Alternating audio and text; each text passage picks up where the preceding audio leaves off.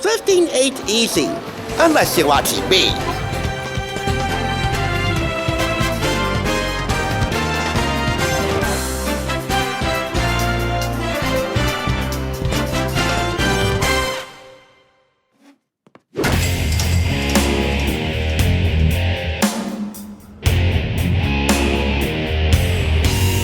Welcome! You're watching the Thrift Store Rundown, where we bring Hollywood home on a budget. Please pardon me if I somehow damage the imaginary meanometer. How many times I use the word mean throughout today's batch of videos, but there's good reason for that. This week, I'm bringing you some mean deals, exploring different types of meanness without getting mean-spirited. And we start today by putting some meat on your bones, as much as they will take, and maybe a little bit more than that. Here's a simple love story involving Food Network's Michael Symon. Guy needs meat. Guy meets meat. Guy loves meat. Guy cooks meat.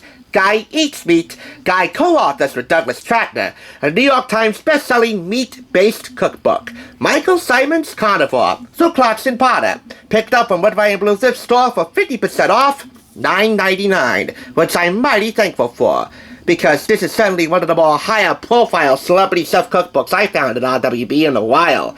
And you know by now, they go for some mean pennies over there. This has 120 recipes for meat lovers, just stopping short of including a meat trifle, which would be quite a trifling addition, because this isn't Joey Tribbiani we're talking about. This is Emmy Award-winning Iron Chef Michael Symon, and he knows better. But Matt LeBlanc, how do I cherish you and your friends? Jennifer May provides the delicious photography in here, and did I mention that this is an autographed copy?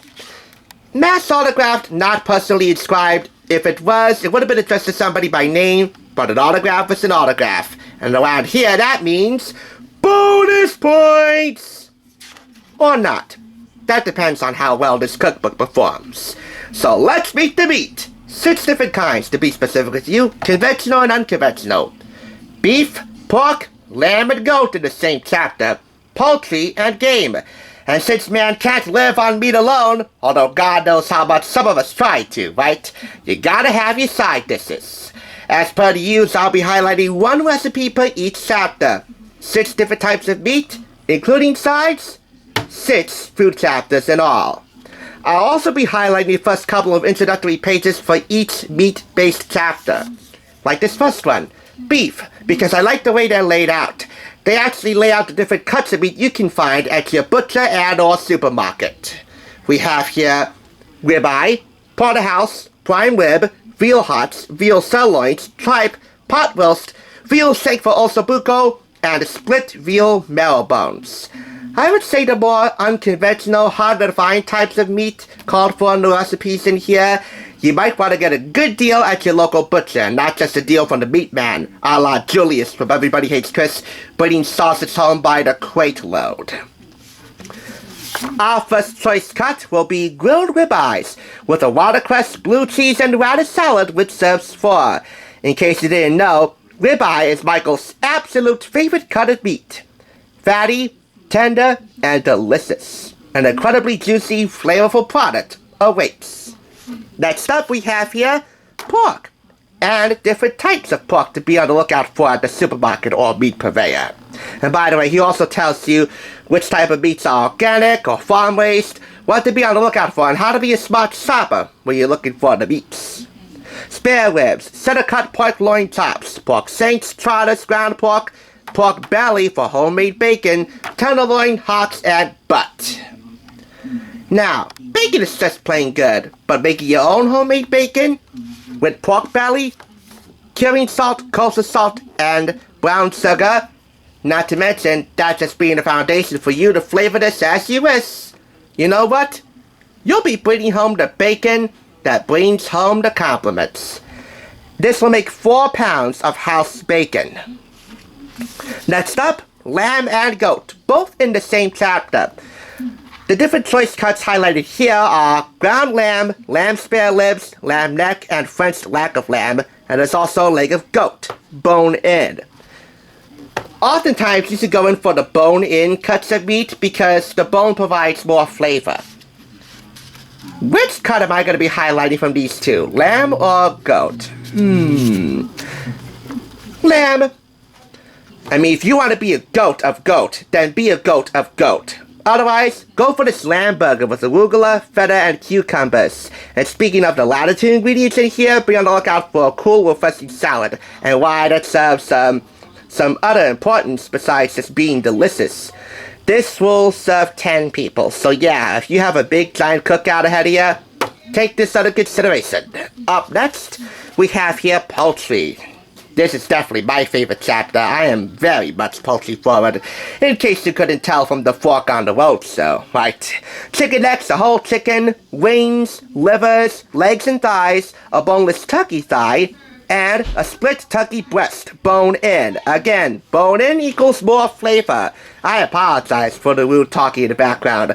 That is my loudmouth mother. Oh, and by the way, she needs her meat too. This is actually Michael's wife Lizzie's coriander and orange roasted chicken, which was adapted somewhat from Michael's first cookbook, Live to Cook.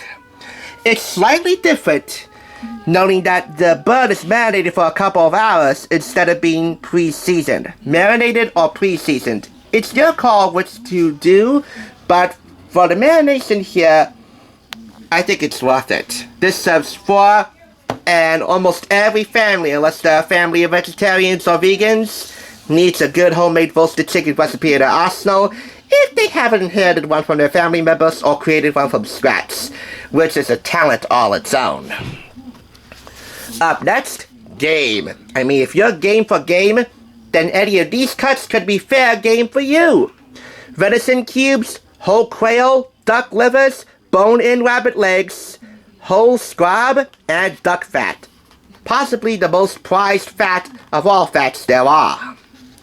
Oh, and by the way, unsaturated fat, yeah, you should just stay away. As a matter of fact, that's actually one of many key points that Michael tells you at the beginning on how to be a smart shopper when it comes to meat and beyond. The game recipe I'm highlighting here is venison sloppy joes, which will serve 10 to 12. If you don't mind getting dirty like a Pittsburgh Steelers jersey, look at you, Michael Symon, you're after my stepdad David Rodriguez's heart with that reference. Then this is the recipe for you. I mean, a sandwich is a sandwich, but a sloppy joe, to paraphrase an old Manowitz commercial, certainly eats like a meal. And a venison sloppy joe? Well, talk up another one here, certainly eats like a mean meal. Finally, in the world of sides, we have here a feta and cucumber salad, which serves 6. Now, why this particular salad? Well, the recipes I'm highlighting for this video, at least, all lean on the richer side, so I appreciate having a cold, crisp, crunchy, refreshing, vibrant, borderline bracing recipe to counteract all the richness in here, all the emphasis provided by these other delicacies that we just highlighted, and the many more beyond those. I mean, health-wise, they round out the meal, and taste-wise, they avoid you from getting palate fatigue. They prevent you from getting palate fatigue, I should say.